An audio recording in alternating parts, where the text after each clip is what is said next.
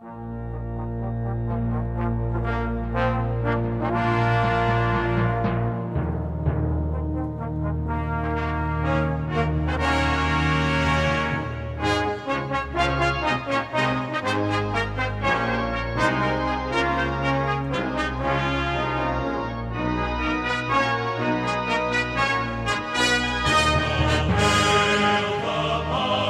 no se me veía casi.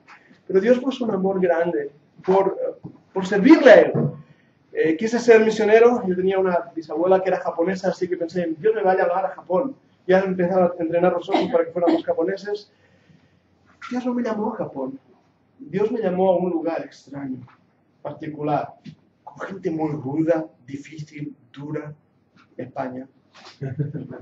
Dios me llamó aquí.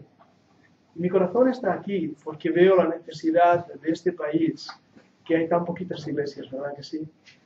Tuvimos la gran bendición, mi esposa y yo, de ir a Estados Unidos. De verdad, no hace falta que todos vayamos a Estados Unidos. Una de las razones que estoy aquí es para evitar eso. Podemos empezar aquí, en España, nuestros institutos bíblicos. Pero en nuestro caso, la providencia de Dios tuvo eso. Para nosotros, estudiamos ahí, mi esposa era maestra, y también siguió estudiando, y bueno, pues pasamos unos años ahí, y mi hijo nació, y Dios nos volvió a traer a ese pueblo, Castelbisbal. Aunque os parezca extraño, yo sé que tengo un acento rarillo, ¿verdad que sí? No soy gallego, no, soy catalán. Pero de verdad, te hablo catalán. Y mezclado con el inglés es por eso que tengo un acento raro cuando hablo. Y fuimos a Cataluña, una de las razones, porque ahí en Cataluña hay aún menos iglesias que aquí en el sur. Hay muy poquitas iglesias bautistas independientes. Y ha sido un reto poder establecer ahí la iglesia. El Señor nos ha bendecido hace ya pues, unos 18 años desde que empezamos la iglesia con un objetivo, establecer una iglesia madre y de ahí salir a los pueblos de alrededor para establecer iglesias. Hemos estado colaborando con un lugar a una hora de nosotros. Ahora tenemos más visión de ir a otro lugar que también está a una hora, con esa idea de ver iglesias abiertas. Tengo 3 hijos, altos, fuertes, 2 de ellos varones, ya tienen novia, lo siento chicas. Y Ana es la pequeña, 15 años, ella está también con deseo de servir al Señor, ama la música, ama el violín. Si hay alguien aquí que toca el violín, antes me pareció ver algo, ¿era un violín o era una guitarra? No sé, era algo así musical. Y mi hija le gusta la música. Ellos van a estar orando. Mi esposa me ha dicho sobre todo que de recuerdos a aquellos que nos conocisteis en la cumbre, y deseo con todo mi corazón que Dios esté aquí y nos bendiga mucho. No me gusta mucho hablar de mí porque hay poca cosa que decir, pero sí quiero deciros algo. El propósito de estar aquí en esta tarde, Odio las máquinas, de verdad, nunca funcionan. Espera. ¿Sí? 1, test, 1, probando. El apóstol Pablo no necesitaba estas cosas. ¿La habéis puesto pilas? Sí, pero sí las pruebas. Vale, está on, está... Ahora, test, 1. Sí, sí. Ahora sí. Sí, no. Ahora sí. Ahora no. ¿Sí? Sí. Vale, ya está. Muy bien. El propósito que estamos aquí es estudiar la palabra del Señor. Ese es el propósito. Ahora, vamos a ser muy prácticos. Me han dicho que son 4 horas diarias. 5 días. 18 horas. ¿Alguien aquí ha ido a colegio? Al cole, de toda la vida, ¿verdad que sí? ¿Tú aguantabas a un profesor 4 horas seguidas? Porque yo no, ¿eh? Así que eso va a ser ya todo un reto, poder establecer cómo alcanzar vuestra atención y estar preparado. Eso en primer lugar. Ahora el Señor nos va a dar ánimo, nos va a dar ayuda. La segunda cosa que quiero decir, y a lo mejor os choca, hermanos, yo no he venido a enseñar porque yo sé, no, ¿eh? He venido a compartir lo que el Señor me ha dado. Y lo que tengo en las manos que darlo no es mío, Dios me lo ha dado. Y otros profesores lo compartieron conmigo. Y lo más precioso que tenemos es este libro. Y el propósito de estar aquí en esta tarde es que cuando salgamos de estas clases tengamos más amor, más anhelo por la palabra del Señor y por poder servirle. Ese es mi objetivo. Ahora, yo pido al Señor que nos bendiga mucho, que me dé a mí la sabiduría para poder compartir estas verdades y hacer cosas difíciles de manera sencilla, que podamos entenderlo, que podamos realmente llegar a nuestro corazón. y al terminar este bloque de esta semana, estemos por fuego por Dios, tengamos fuego en el alma. Ese es mi deseo y ha sido nuestra oración. Ha sido difícil para mí venir. Yo estaba hablando con algunos hermanos, tuve que cancelar la primera vez porque mi papá estaba en el hospital, mi suegro le dio pena y también él se fue al hospital, y el mismo día operaron a mi padre y a mi suegro, a los dos. Los dos son creyentes y mi padre me pegó una buena regañina y me dijo: ¿cómo que cancelas por culpa mía? Vete ahí, tienes que hacer una labor. Y así que gracias al Señor por su apoyo.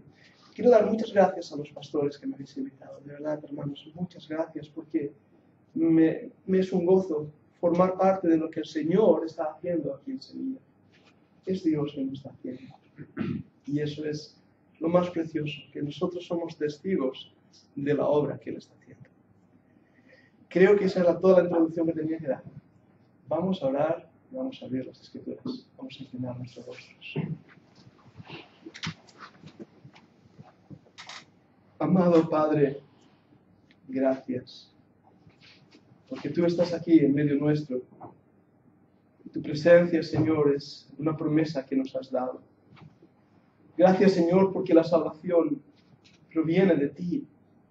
Nos has dado la revelación de tu palabra, un libro eterno que nos muestra cómo eres, Señor, cómo es tu santa y bendita persona, tus atributos, tu poder, tu gracia, tu misericordia. Y Padre, en esta tarde, al abrir las Escrituras, te pedimos que nos ayudes, Señor, a poder prestar toda nuestra atención, nuestro corazón, Señor, nuestra alma, está involucrada en oír el libro eterno. Señor, me des a mí la sabiduría de hablar a los hermanos, para que podamos todos entender lo que tu palabra nos enseña. Bendícenos. Pon ese fuego del Espíritu Santo en nuestro corazón. Ayúdanos a amarte, Señor, a servirte, a obedecerte. Ayúdanos, Señor, a que nuestra vida te glorifique. Que de verdad, Padre, tú seas muy glorificado aquí en medio nuestro. Te damos muchas gracias en el glorioso nombre del Señor Jesucristo. Amén. Amén. ¿Tenéis boli? Os he dado las notas del curso. Vamos a tener esta metodología de estudio. Dicen los pedagogos que la repetición es la clave del aprendizaje. Por eso vamos a utilizar las notas por un lado, las vais a poder llevar a casa, leerlas, releerlas y marcarlas. Porque de aquí a un año no recordaréis nada de lo que he dicho en clase, seguro. A mí me pasó. Pero seguro que si tenéis notas, vais a poder volverlas a ellas y estudiarlas. Las notas es de mucha importancia. Os animo a que, aparte de las notas que os he dado, toméis vuestras notas. Os hará estar activo en la clase y os hará también hacer que mucho más se entre. Así que si tenéis un bloc de notas, tomad notas. Por otro lado, yo voy a estar intentando usar estos aparatos que se llaman proyectores y MP3 y todas esas cosas, con un objetivo visual. Vais a ver aquí en la pantalla cosas que están ampliadas o resumidas de vuestras notas. No son paralelas, las notas van por un lado y esto va por otro. Las dos cosas enseñan lo mismo, pero lo hago para que estemos repitiendo. Lo que decía Alberto, duplicidad, esa es la idea. Así que tendremos también la oportunidad de ver lo que estamos hablando. Se está grabando en vídeo en MP3 y no sé si lo subiré a internet también, si puede ser, lo que sea. Eso os dará la posibilidad de repasar. Esa va a ser un poco la metodología de la clase en cuanto a nuestro estudio de hermenéutica y exégesis bíblica. Yo sé que queréis estudiar también la manera de predicar. Es el resultado de eso. Una vez sabemos cómo interpretar, ahora tenemos que saber cómo comunicar. Y Dios mediante no nos da tiempo toda esta semana, pero al final de la semana, tal vez jueves, tal vez viernes, daré un poquito, 4 apuntes sobre cómo predicar. Notas de clase, lecturas personales. Hay libros que he puesto ahí en las notas que se llaman de bibliografía, libros que podéis leer. Yo he traído uno porque me aburría en el avión y traje este. Lo tengo desde que yo tenía unos 16 años. Es más viejo que yo ya el libro, del 75. Pero es un clásico, Hermenéutica Bíblica, Interpretación Bíblica de Hartill. Si no lo tenéis, lo podéis comprar, está ahí en la bibliografía. Es un libro del cual he sacado algunas cosas que os voy a presentar, pero es un buen manual. La presentación en el aula y trabajos adicionales. ¡Uah! Que no cunda el pánico. En cada lección, en cada unidad, y hay 14 unidades, al final de la unidad hay un ejercicio. Un ejercicio que os va a poder poner en práctica lo que estamos aprendiendo. ¿Alguien sabe ir en bicicleta? ¿Sabes ir en bicicleta? ¿Seguro? Sin ruedas pequeñas, ¿eh? ¿Cómo aprendiste? Dándome golpes. ¡Bien! La manera de aprender es eso, ponerse a darse golpes, a ponerse a trabajar, a ensuciar las manos. Ahí está el aprendizaje bíblico. Tenemos que ir al libro, abrir las escrituras, no solamente escuchar una clase, sino ponernos a trabajar, y así vamos a hacer trabajos adicionales vosotros. Podéis llevarlo a casa y durante todo este año estar trabajando. Y por última, tutoría de los pastores. Aquí hay varios pastores y yo quiero decir algo desde un mero inicio. Yo vengo aquí a servir, vengo realmente a apoyar a esos pastores. Y cada pastor es como cada familia, ¿verdad? Una cocina las patatas de una manera y otra las cocina de otra manera, pero son patatas, ¿verdad que sí? Pues lo mismo nos pasa a los pastores. Hay cositas que a lo mejor uno cree de una manera poco diferente de la otra. No importa lo que yo diga, tú vas y le preguntas a tu pastor, porque él es la autoridad que Dios ha puesto en tu iglesia. Así que el tutorial de pastores es muy importante. Si hay algo que no has entendido bien, que no te queda muy claro, va a tu pastor y tu pastor te lo explicará bien. Mi deseo es, pastores, ayudaros en ese aspecto. Quiero ser cuidadoso en todo lo que diga. No voy a decir herejía, no os preocupéis. ¿De acuerdo? Esa es nuestra metodología del curso. Pero hay más aquí. Tenemos herramientas que necesitamos. Primero, la Biblia. ¿Habéis traído Biblia? No vamos a quemar a nadie. Yo sé que ahí en Sevilla, en la Plaza Mayor, quemaban a gente por tener una Biblia. Ahora no, ¿de acuerdo? Trae la Biblia, es tu herramienta. Concordancia. Al final de algunas Biblias hay concordancia. Si no tienes concordancia, cómprate una. Si no, bájate la gratuita de internet, que también hay. Pero es la idea. Necesitamos también un diccionario. Pero de toda la vida. ¿Sabes esos diccionarios del cole que te da la profe? Que pone RA, Real Academia Española. Ese es estupendo. Porque en la Biblia hay un montón de palabretas raras que no entendemos. Vamos al diccionario y buscamos la palabra. Esa es una herramienta. Así que necesitamos un diccionario. También programas informáticos. No es el objetivo de esta clase y no nos da tiempo. Pero sobre todo los jóvenes, que sois unos hacha, ¿usáis esa expresión? Es que ahí, arriba en Cataluña decimos cosas muy raras, no os asustéis. Pero sois unos hacha usando los programas informáticos. Hay dos que son gratuitos. Ahora, yo tengo algunos que son muy caros, como Hermenéutica, y hay otro que se llama el Logos, y hay otro que son programas caros. Pero hay dos que son gratuitos. The Word, inglés. T-E-H-E-W-O-R-D. The Word. No sé ni pronunciarlo mal. Eso, The Word. Y hay otro que se llama eSword. E-S-Sword. S-W-O-R-D. S-Word, eso, así. The Sword. ¿Vale? Esos dos, ¡ey! Son gratis. Sí. Son buenísimos. Y además, sobre todo, The Word tiene maneras de poder utilizar PDFs para ampliar. ¿Bien? ¿Estáis conmigo? Por último, construye una buena biblioteca. Los libros quedan muy bonitos en la biblioteca, pero no esa es su función, ¿de acuerdo? Son unos buenos aguantapuertas, sobre todo en verano, pero no es esa su función. Necesitamos libros para aprender. Fijaros la importancia que hay un dicho entre teólogos que dice que un pastor dura tanto tiempo en una iglesia como grande es su biblioteca. Cuanto más grande, más dura en esa iglesia. Cuanto más pequeña, menos dura. ¿Por qué dicen eso? Es un juego de palabras realmente. Porque en la necesidad de tener herramientas para preparar sermones, estudiar la palabra de Dios y poder realmente después alimentar a la iglesia. Así que construir una buena biblioteca es esencial. Hacer la lectura. No os dé miedo leer, no os dé miedo. Es apasionante. Así que os animo a que hagáis eso. ¿Bien? Eso es un poco nuestra técnica de estudio. ¿Hay alguna pregunta en cuanto a esto? ¿Alguna idea? Creo que hay varios universitarios por aquí. ¿Hay algún universitario? ¿Quién está en la universidad? De la manito. Vale. Lo digo porque si uso palabras raras, no te asustes, ¿eh? No, vale. Muy bien. ¿Cómo interpretar las Sagradas Escrituras? Esa es la pregunta que vamos a intentar hacer. Porque empezando el nombre del curso ya nos es difícil. ¿Habéis visto la palabra? Hermenéutica. ¿R que sí? ¿Verdad que sí? ¿Qué es eso de hermenéutica? Vamos a intentar entender qué es hermenéutica. Vamos a intentar entender qué estamos aquí enseñando y cuál es el propósito. Porque si tenemos que interpretar la Biblia, ¿tenemos alguna base bíblica? Vamos a Nehemías, capítulo 8, versículo 1 al 8. Nehemías 8, 1 al 8. Allí en el Antiguo Testamento, recordad que la Biblia, compuesta por 66 libros, del Antiguo Testamento, Nuevo Testamento, en el Antiguo Testamento, en el libro de Nehemías. Nehemías, te voy a pedir a una voz potente como de trueno y así grande como Francisco, por favor, puedes leerlo. Gracias, hermano. Nehemías 8, 1 al 8. Así no os aburriréis de mi voz todo el rato. Nehemías 8, 1 al 8. Venido el mes séptimo, los hijos de Israel estaban en sus ciudades.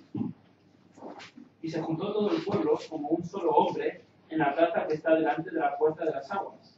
Y dijeron a Esdras, el escriba, que trajese el libro de la ley de Moisés, la cual Jehová había dado a Israel. Que el sacerdote Esdras trajo la ley delante de la congregación, así de hombres como de mujeres y de todos los que podían entender el primer día del mes séptimo. Y leyó en el libro delante de la plaza que está delante de la puerta de las aguas, desde el alba hasta el mediodía, en presencia de hombres y mujeres y de todos los que podían entender. Y los oídos de todo el pueblo estaban atentos al libro de la ley. Y el escriba Esdras estaba sobre un púlpito de madera que había hecho para ellos. Y junto a él estaban Matatías, Sema, Anías, Urías, Hilcías y Maasías a su mano derecha. Y a su mano izquierda Pedaías, Misael, Malquías, Asum, Asbadana, Zacarías y Mesulam. Abrió pues Esdras el libro a los ojos de todo el pueblo, porque estaba más alto que todo el pueblo, y cuando lo abrió, todo el pueblo estuvo atento. Bendijo entonces Esdras a Jehová, Dios grande, y todo el pueblo respondió, amén, amén, alzando sus manos, y se humillaron y adoraron a Jehová inclinados a tierra. Y los levitas Jesúa, Bani, Serebías, Amín, Acub, Sabetai, Odías, Maasías, Kerita, Azarías, Jozabed, Anán y Pelaía hacían entender el pueblo la ley, y el pueblo estaba atento en su lugar. Y leían el libro de la ley de Dios claramente, y ponían el sentido, de modo que entendiesen la lectura. ¡Wow! ¡Qué tremenda historia! ¿Habéis visto ese versículo 8? Como toda la gente unida, como un solo pueblo, hombres, mujeres y niños, estaban ahí escuchando, no tenían una Biblia cada uno, escuchando cómo Esdras y Nehemías estaban ahí leyendo el libro de la ley, escuchando las palabras de Dios. Y todos prestaban atención. Podéis imaginaros, por años se habían olvidado de la ley. El libro había quedado ahí arrinconado. Parece la Biblia de algunos creyentes, que puedes ponerle ahí con el dedo algo porque está llena de polvo, ¿verdad? Eso que había pasado con la ley. Y ahora vienen y vuelven a leer la ley y ponían gran atención.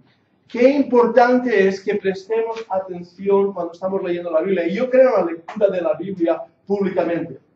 Y os voy a decir algo, si yo consigo aquí el más joven, ¿cómo te llamas? Tomás. Tomás, me lo dijiste antes. Si consigo que Tomás me escuche atentamente, yo estoy seguro que el resto vais a estar escuchando.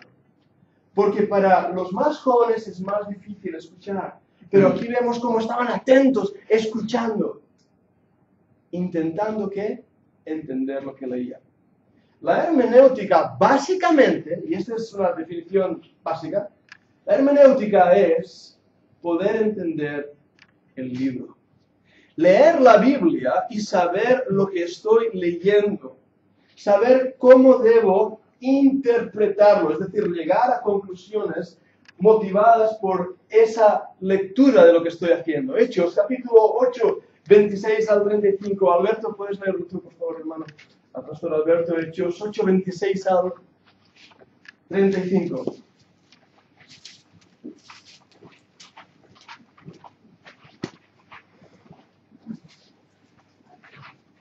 Adelante. Un ángel del Señor habló y dice diciendo, levántate y ve hacia el sur, por el camino que desciende de Jerusalén a Gaza, el cual es desierto. Entonces él se levantó y fue. Entonces se levantó y fue. Y sucedió que un etíope, eunuco, funcionario de Candace, reina de los etíopes, le molestaba sobre todos sus tesoros y había venido a Jerusalén para adorar. Volvió sentado en su carro y leyendo al profeta Isaías.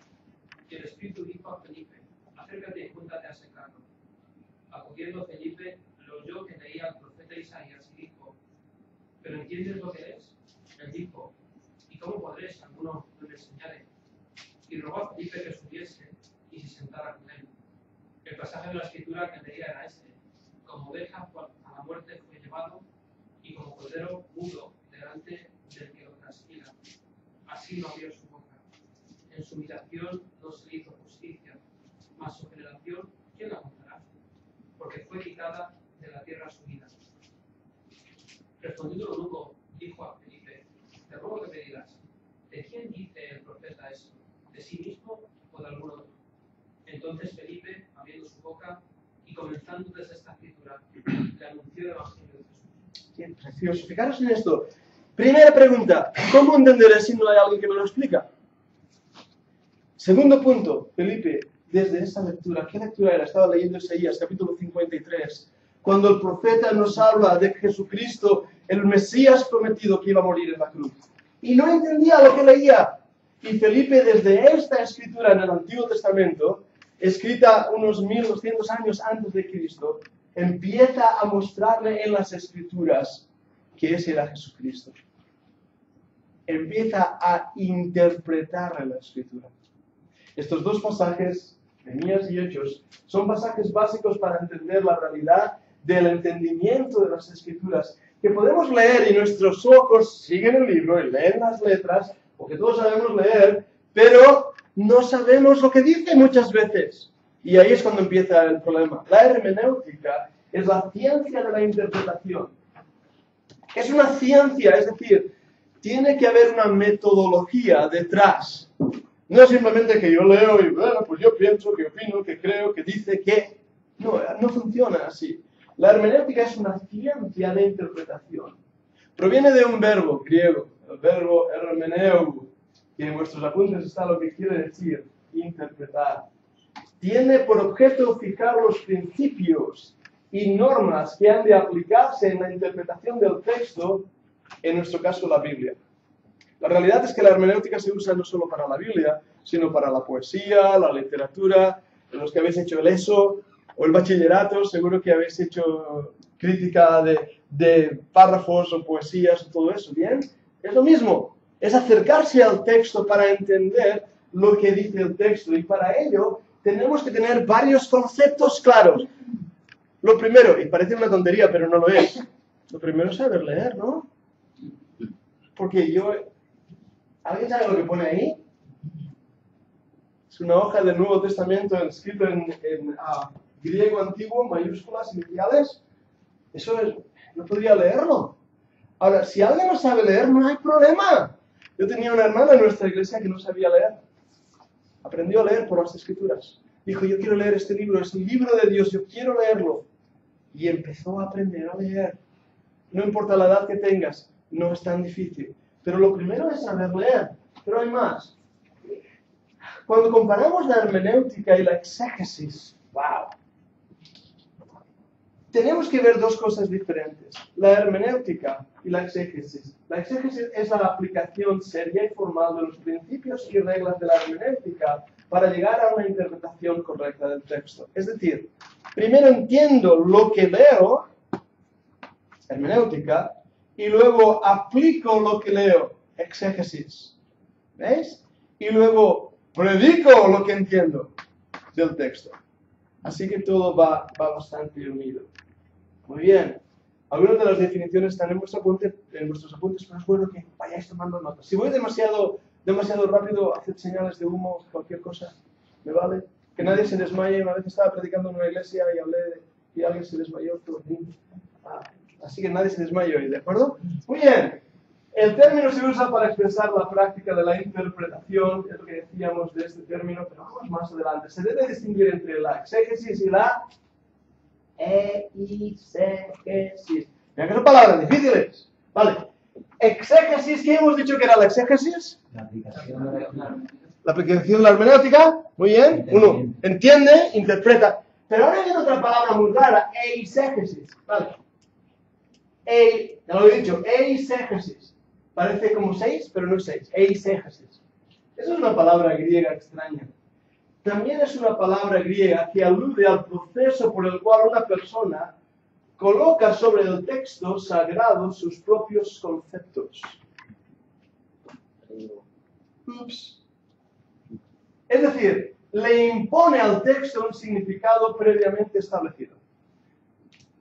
¿Tiene alguien gafas de sol por aquí? ¿Me las prestas un momento? ¡Wow, qué chulas! Esas sí que son buenas, ¿eh? ¡Buah! Bien, yo me las pongo ahora. De que reír, están bonitas, ¿eh? ¿Pero por qué sois todos de color marrón? ¿Verdad? Habéis cambiado vosotros, yo no, yo sigo siendo el mismo, de gafas para adentro. ¿Qué es lo que estoy haciendo? El color de las gafas, de verdad que son bonitas, ¿eh? El color de las gafas hace que vea las cosas diferentes. Cuando uno se acerca a la Biblia con una mente preestablecida, con una visión hecha, y no lee lo que dice la Biblia como lo que hicieron en Nehemías, sino que lee lo que él cree y de ahí interpreta, ahí hay un problema. Y a eso los teólogos le llaman eisegesis, es decir, le impone a la Biblia no lo que dice la Biblia, sino lo que él cree que dice la Biblia. Por eso tenemos que ir mucho cuidado. Y ahí viene la importancia de la hermenéutica. Ahora, 1517. En Alemania, un alemán fuerte, cuadrado, de cabeza cuadrada, toma un cacho de papel y clava 96 tesis en la catedral de Wittenberg. ¿Sí? La Iglesia Católica estaba diciendo, no podéis leer la Biblia, porque si alguno lee la Biblia y la malinterpreta, vete tú a saber. Porque si viene aquí Tomás, me aprendí tu nombre, Tomás. Viene Tomás y lee en la Biblia que si ve a una chica guapa y se le van los ojos, ¿qué tiene que hacer? Sacarse el ojo. Lo que dice la Biblia. Y aquí tenemos al pobre Tomás que se vuelve bizco de golpe. Y la Iglesia Católica decía, si hacen eso, no puede leer el libro. Esto es lo que decía la Iglesia Católica. Tenía miedo que la gente normal malinterpretara la Biblia. Una de las columnas de la Reforma Protestante fue sola Escritura. Es decir, solamente la Biblia, como única norma de autoridad en toda materia de fe y de práctica. La Biblia era lo único que el creyente necesitaba para saber en qué debía creer y cómo debía creer. Pero era una realidad también que debíamos saber cómo interpretar lo que leíamos. Por eso la ciencia de la hermenéutica como metodología de estudio empieza ahí en la Edad Media. Ya anteriormente se había producido un poquito de aprendizaje, pero la metodología que iremos estudiando esta semana se produce aquí en estos años cuando los estudiosos empiezan a estudiar las Escrituras y ven la necesidad de las normas de interpretación. Y vamos a ver algunas de esas normas. Anyogishimika, ¿aligato? Tenéis toda cara de... Si estuviera el pastor Ham estaríamos hablando japonés el día ahora. ¿Nadie habla japonés?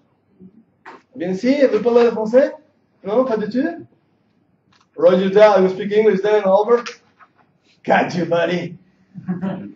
Bé, algú parla el català amb vosaltres? Come on, buonasera, no un mío, un tropo. ¿Qué está pasando? ¿Dónde lengua? No tengo dónde lengua, no. Estoy utilizando idiomas que si no hay una conversación con el mismo idioma, está diciendo, ¿qué dice? ¿Verdad que sí? Uno de los primeros pasos es aprender a leer, pero el segundo paso es entender lo que leemos. La necesidad de la hermenéutica es a medida que se engrandecen las distancias entre quién habla y quién escucha, se hace más patente la necesidad de aclarar conceptos y términos, de explicar, de ilustrar. Ahora, Eso lo tenemos aquí en el... sí, eso lo tienes ahí. Vale. Más o menos, por ahí está. Eso lo tendrás ahí. Ya os digo que esto lo hacemos duplicado, ¿eh? Pero muy fácil. ¿Cómo era tu nombre? Ever. Ya me lo dijiste, Ever. Vale, Ever. Es muy fácil. La idea que estoy ahí presentando es esta. Si leemos la Biblia, es un libro que fue escrito como hace ya una temporadita. El libro más antiguo fue el libro de Job. Es el libro más antiguo de la Biblia, 1900 años antes del Señor Jesucristo. Es un libro antiguo, ¿eh? ahí la gente no hablaba andaluz, no. Y tampoco vivía en casas con aire acondicionado. Hay cosas que ellos hacían, maneras de vivir, que nosotros hoy desconocemos por completo. ¿Y qué es lo que pasa? Que nos es difícil en algunos aspectos entender la mente. No hace falta ir muy lejos, no hace falta ni hablar idiomas. Si yo los jóvenes, sois jóvenes vosotros, ¿verdad? Hay algunas palabras como quillo colgado que no entiendo, ¿verdad? Que hablamos de cierta jerga de jóvenes que dicen, ¿y ahora qué ha dicho? Estamos viviendo en una misma generación con dos vocablos diferentes, con dos jergas de vocabulario. Cuando estudiamos la Biblia vamos a encontrar que tenemos que entender lo que dice y cómo lo dice. ¿Sí? Cada vez lo complico más, ¿eh? Eso que solo es el principio, hace nada, 40 minutos. Ya veré cuando hago 4 horas. Ahora, las objeciones que hay. Muy bien, esta es la objeción primera. La Biblia se interpreta a sí misma. Es cierto. La Biblia es su propio intérprete. Tenemos que decir esto desde un principio. No necesitáis a un teólogo para interpretar la Biblia. Tomás, me aprendió tu nombre. Puedes leer la Biblia y la entenderás. El vocablo de la Biblia en el original griego está formado por unas 5.200 palabras griegas. Aprendes esas palabras griegas y ya sabes griego. Y no es tan difícil, no son palabras como algunas de esas que hemos leído difíciles. Niños de 6-7 años que hablaran griego en aquel entonces, el koiné, la lengua común del pueblo, podían entender lo que estaba diciendo la Biblia. Era realmente un vocablo fácil de entender. Por lo tanto, cuando decimos que la Biblia se interpreta a sí misma, estamos diciendo que yo puedo abrir las Escrituras y entenderla.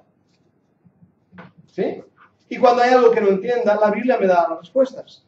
Lee la Biblia, porque en Nehemías leían la Biblia y la Biblia habla por sí misma. Ahora, ¿hay una necesidad de la hermenéutica? Sí. Ningún pasaje bíblico ha de ser interpretado de manera aislada o estar sometido a la servidumbre de la tradición, de modo que contradiga lo que enseña por el conjunto de la Escritura.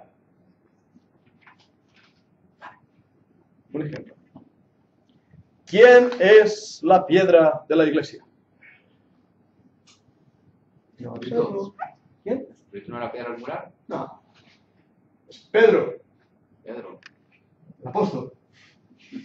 ¿No has leído la Biblia? Me gusta hacer de abogado del diablo, ¿eh? Lo sabéis, ¿no? Por años, los que venimos de la tradición católica nos han enseñado que Pedro es la piedra de la iglesia, por eso es piedra.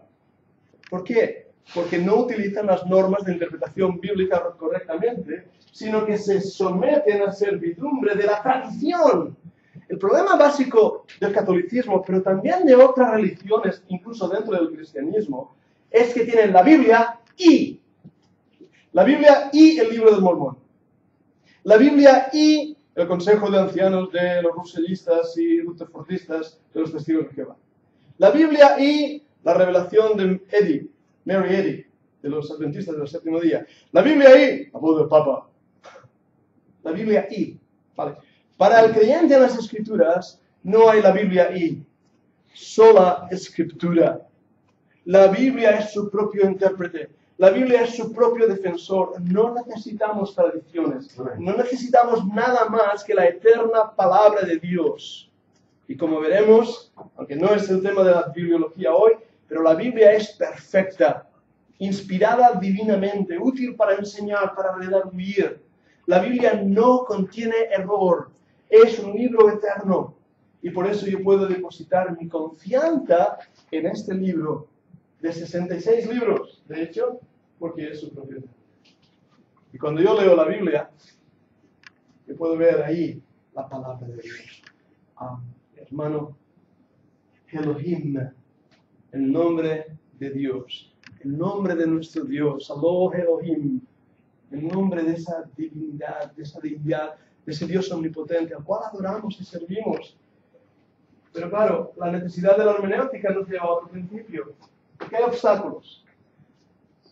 Los obstáculos que se presentan cuando se quiere interpretar un texto escrito hace miles de años en un pueblo con ideas, costumbres e idiomas muy diferentes al nuestro. Y hay un reto. Hay un reto, ¿verdad? Que sí. Ahora, yo quiero ser cuidadoso. Quiero ser cuidadoso. Lo primero que quiero deciros, hermanos, no necesitáis saber griego y hebreo para leer la Biblia. No lo necesitáis. Pero si lo tenéis, mejor. Bien, estupendo.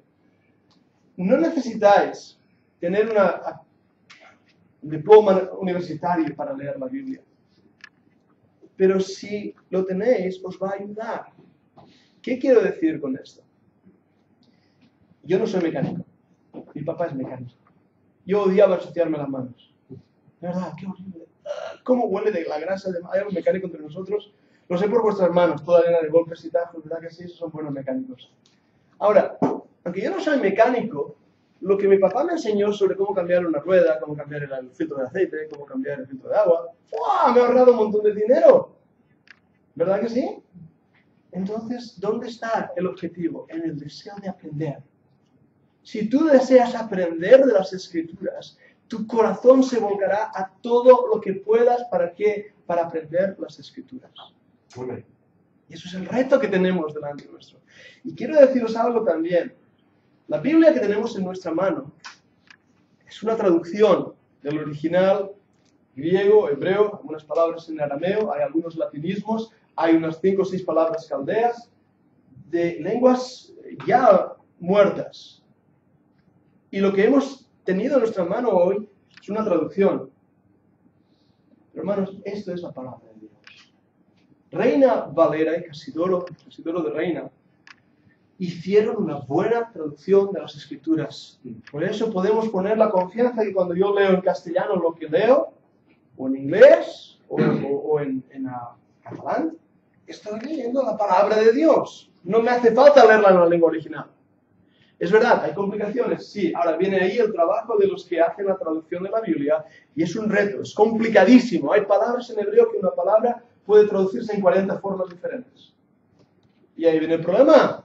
Y ahí viene cuando tú agarras la 1909, en el libro de Job, y la esposa de Job le dice a Job, pues oye, maldice a Dios y muérete.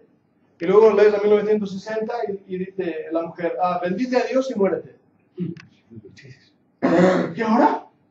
Bueno, es que eso es una traducción de una palabra en hebreo que simplemente es, di tus últimas palabras y muérete. ¿Cómo traducir eso? ¿Quién recuerda ese versículo que a veces lo aprendemos de memoria cuando el Señor nos enseñó a orar y dijo, en nuestro pan diario dánoslo hoy? ¿Recordáis? Hay una complicación ahí porque la palabra original no es pan diario, sino es lista de compras. ¿Qué? Bueno, cuando una mamá, y esto aún hacen las mamás, pero le decía al niño, vete ahí al mercado de la esquina y me traes todo lo que te voy a poner en la lista de compras. Y esa es una palabra griega que es justamente la que aparece ahí cuando dice al Señor, lo que necesitamos hoy, nuestro pan diario, dánoslo hoy. Pero a la hora de traducirlo, de volcarlo al idioma que nosotros leemos, castellano, es una complicación, porque lo que hablas inglés me vas a entender mejor. Ever, vengo a ti y te digo, hey tú, no me estires la pata. ¡Que no me estires la pata! ¡Que no te creo! ¿Tú entiendes lo que estoy diciendo? Fíjate, te lo digo ahora en inglés. Hey, your buddy, don't pull my leg, ¿ok? Don't pull my leg. Te lo digo en castellano que se entiende mejor, además. Cuando hablas inglés se te tuerce la lengua, de verdad. Te digo, oye tú, no me tomes el pelo. Te entiendo mejor. Ahora sí, Quillo. Vale, no me tomes el pelo y don't pull my leg es lo mismo. Pero don't pull my leg literalmente quiere decir no me estires, no me estires la pierna. Tontería que dicen los ingleses, ¿no? Por lo fácil que es decir no me estires el pelo. O lo que sea, es igual. Vale, sigo. Objeciones. Esta es buena. El Espíritu Santo nos guiará a toda verdad. ¿Es eso cierto? Amén. Amén. Amén a ello. ¿Estás todo convencido, Tomás? Si tú estás convencido, los demás lo están. Bien, pero ¿cuál es el problema? He oído a tantas personas decir, yo no necesito estudiar el Espíritu Santo, ya me lo enseñará. Esto es vergonzoso. Predicadores que suben y dicen, hermanos, no he estudiado nada para este mensaje, pero no os preocupéis, el Espíritu Santo ya me lo revelará. No sé si salir corriendo por la puerta o tirarle la silla en la cabeza. ¿Por qué? Porque Dios Nos ha dado una responsabilidad humana, nos ha dado un cerebro, y los médicos dicen que del cerebro solamente funcionan un 8% los más inteligentes. ¡Wow! Todo lo demás no funciona, un 8%. Pero Dios me lo ha dado, para que utilice la lógica, la razón, la metodología científica para aprender del mundo que me rodea. Me ha enseñado a leer, por lo tanto, mi responsabilidad es estudiar. Y aunque es verdad que el Espíritu Santo nos guía a toda verdad porque Jesucristo lo dijo, también es cierto que yo necesito leer para ver lo que el Espíritu Santo me dice. Y cuando no entiendo una palabra como, os voy a dar una de buena, cuando hay un versículo que dice, ¡he aquí! La segur está puesta en la raíz de todos los árboles. ¿Sabes qué es una segur? Tampoco lo sabía, diccionario. Es un hacha. Por eso la versión 1909 utiliza segur, la 1960 utiliza hacha. Y esa la entiendo. Pero si no, diccionario, y ya está. Porque me ayuda a entender palabras que no entiendo.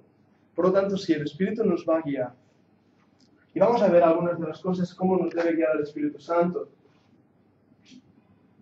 Contar con el Espíritu Santo no excluye la necesidad de un estudio serio encaminado a desentrañar las más exhaustiva y fielmente posible el significado de los textos sagrados. Esto lo he dicho ya, ¿verdad que sí? ¿Qué paso? Fijaros en esto.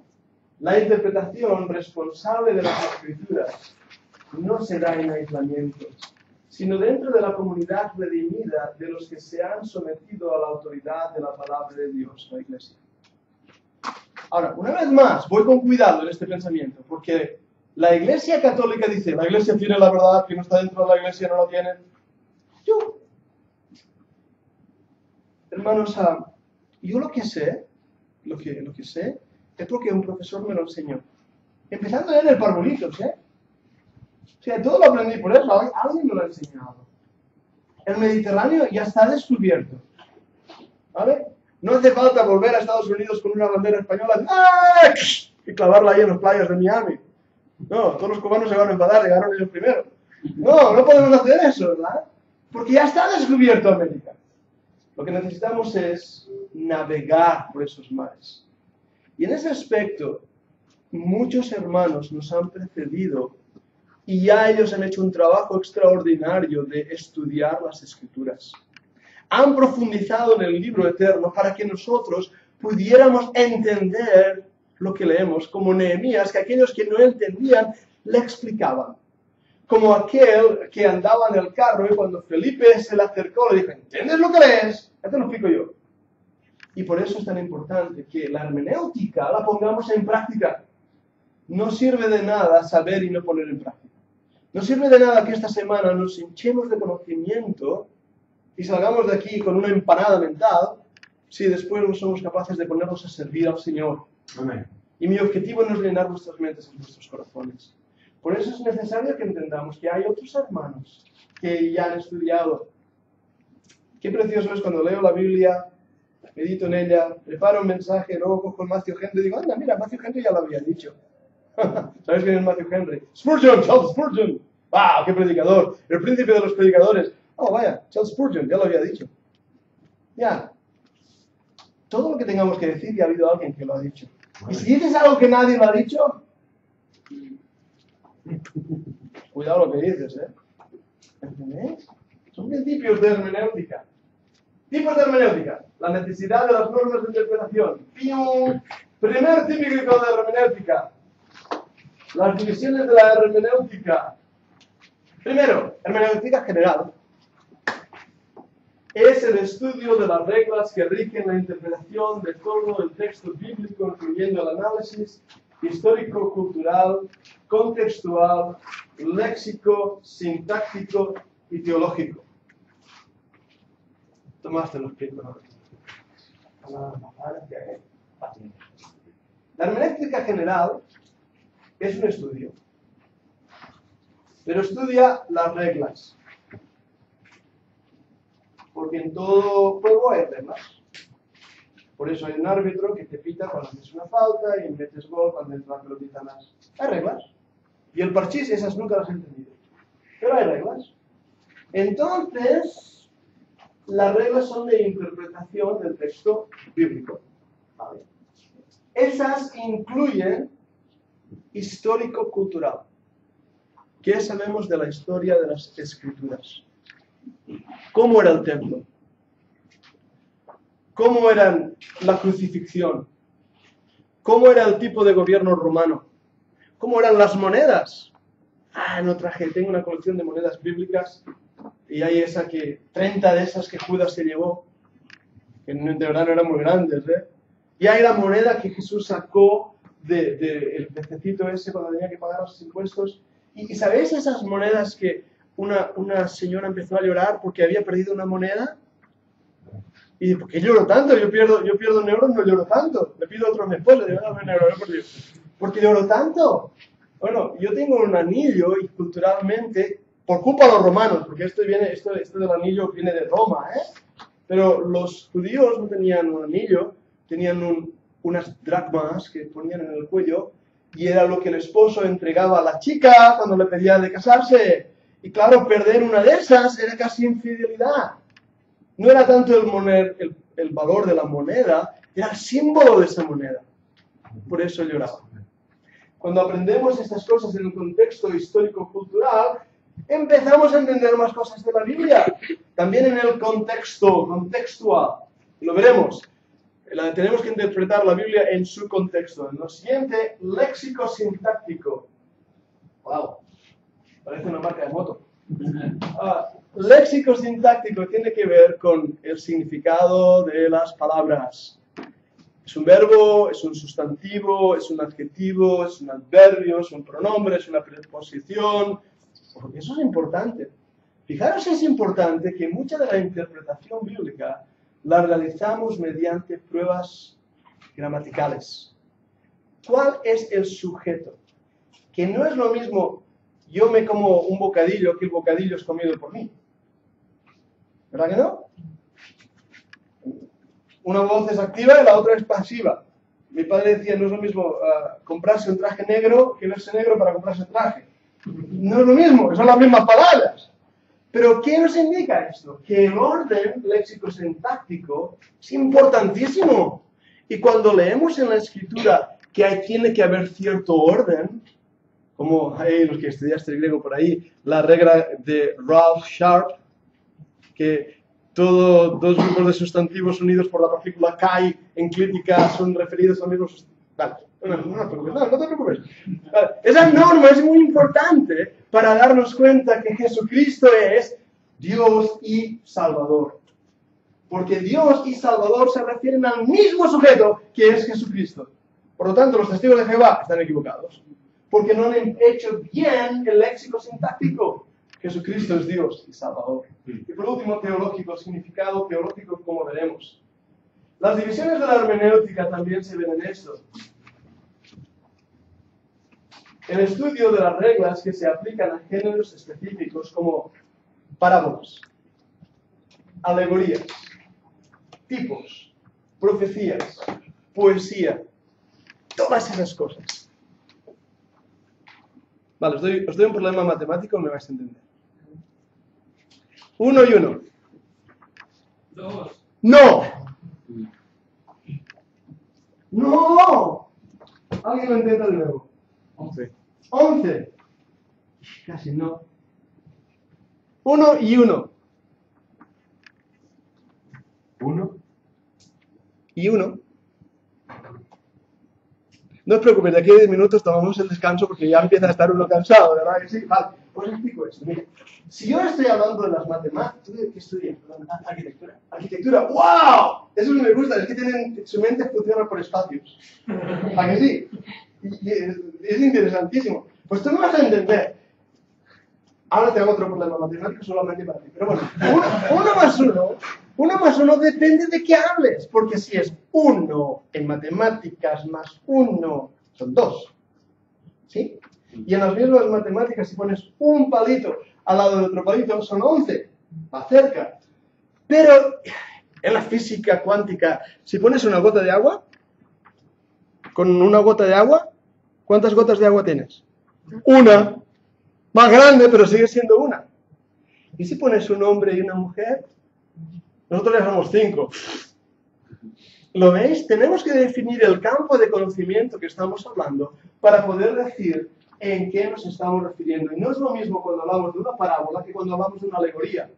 Y el problema en muchas iglesias hoy es que han espiritualizado el texto bíblico, han utilizado muchas cosas que son alegorías cuando realmente no lo eran.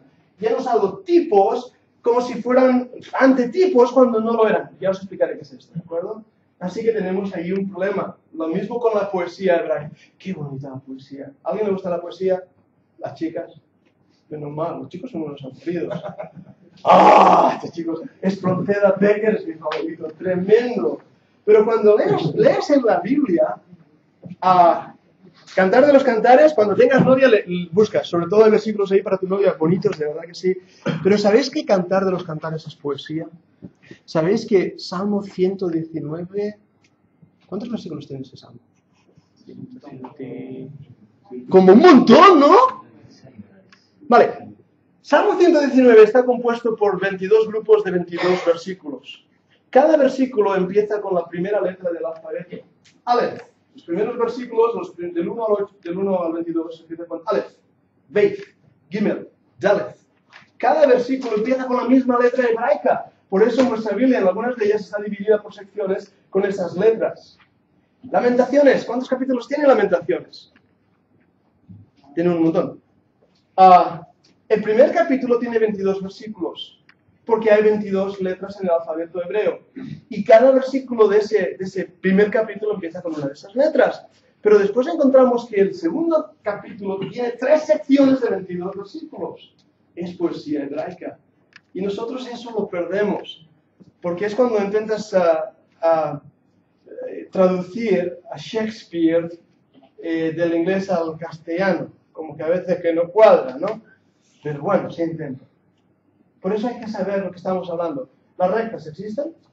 ¿Rectas? Sí. Luego hablamos. Muy bien, requisitos del intérprete. Este es el libro en que cada uno busca su propia opinión y en el que cada encuentra lo que busca. ¡Ja, ja, ja! Los requisitos del intérprete. Ahora tú, Tomás, te acercas a la Biblia y has dado todas las herramientas. Aún no, pero lo haremos, ¿vale?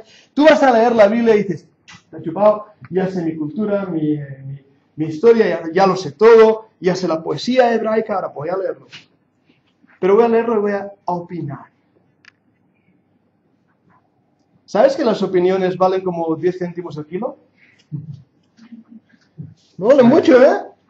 Porque todos tenemos una opinión, pero no tenemos que buscar la opinión, sino lo que dice el texto. Y para ello tenemos que tener varias cosas. Lo primero, objetividad, espíritu científico, humildad. ¿Os suenan esas palabras? Yo no quiero decir lo primero, ahí me equivoqué, porque no es lo primero. Eso es importante, pero tiene que haber más cosas en mis notas. Espíritu científico, humildad, no me sirven, más cosas en mis notas. Ese puente es chulo, pero no me sirve. ¿Qué necesito? Requisitos tampoco. Ajá, capacidad espiritual, actitud de compromiso, espíritu mediador. ¿Os suenan esas palabras? Dadme más palabras. ¿Qué pensáis? ¿Qué actitud tiene que tener el intérprete? ¿Qué pensáis? Alguien que no tenga miedo ni vergüenza. ¿Qué pensáis? ¿Soy creyente? El creyente es muy principal. Dime, hermano, sí. Primero. Bueno, Humildad. Humildad con el deseo de honrar la palabra de Dios. Amén. hay ateos que tienen la Biblia y por supuesto que como vienen con su mente tan preestablecida, Eso es. no pueden lograr entender el mensaje de Dios. Eso es el problema. Por lo tanto, lo primero, ser creyente.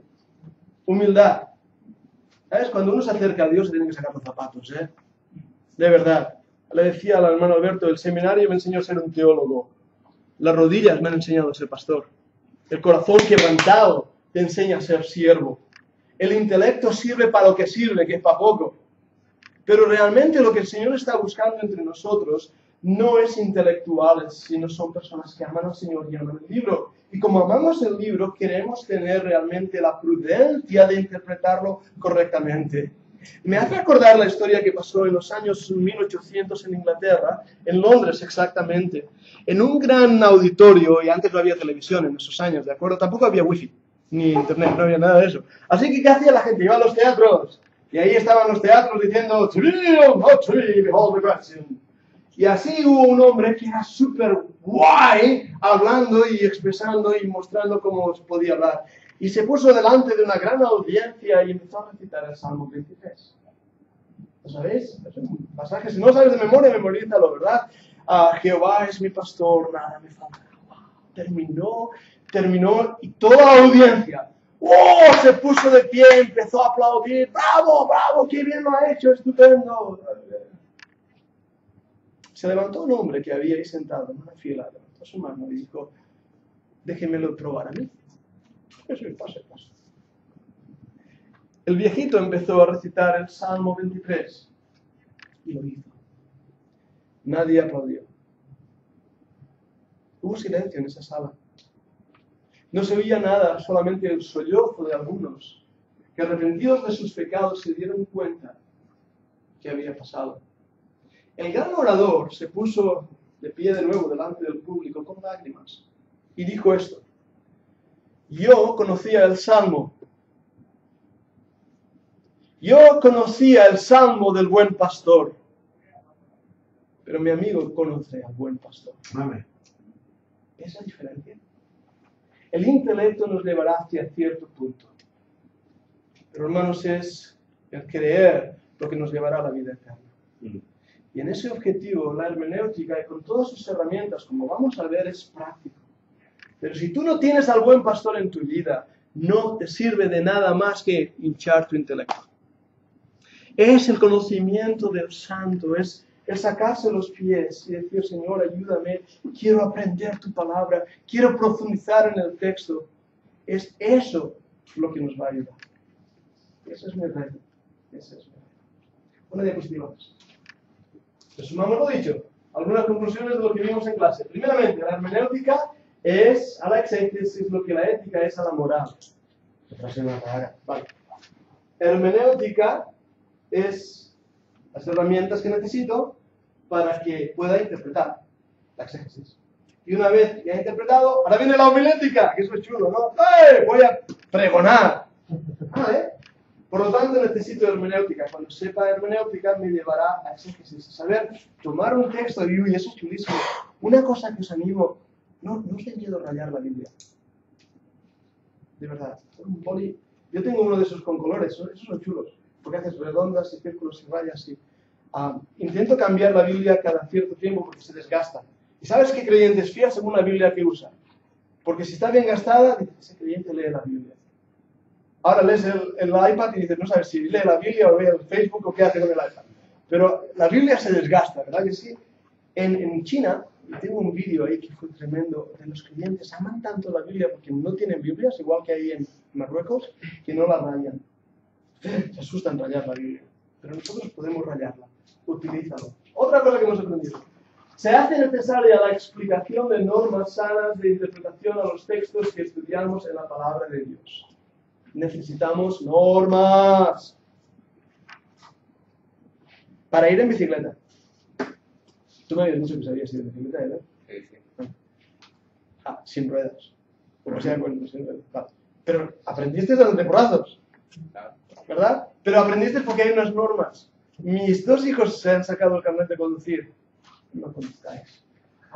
Hay normas de conducción, hay normas de interpretación bíblica. No podemos caer en el error de la eisegesis. Eisegesis, mis gafas. Yo leo lo que veo. No hagáis eso.